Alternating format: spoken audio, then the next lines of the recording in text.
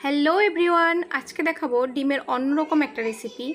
সম্পূর্ণ নিজের তৈরি করা রেসিপিটা, কারো কাছ থেকে দেখা বা শেখা এরকম কিছু না। ডিমগুলো হলুদ লবণ দিয়ে একটু ভেজে নিয়ে তারপর একটা মশলা রেডি করব। পেঁয়াজ, রসুন, আদা কুচি, টমেটো কুচি, সরিষা, জিরা, নারকেল, কাঁচা লঙ্কা, সামান্য জল দিয়ে একদম মিহি করে পেস্ট করে নেব। এবং আরেকটা বাটিতে এবার হলুদ, মরিচ, লবণ, সামান্য তেল দিয়ে সেই মশলার সাথে অ্যাড করে ভালো করে কষিয়ে এবার আলু দিয়ে দিতে হবে। আলুগুলো ভালোভাবে কষিয়ে ঢেকে ঢেকে কষাবো। এই যে তেল ছেড়ে এসছে, মানে কষানো হয়ে গেছে।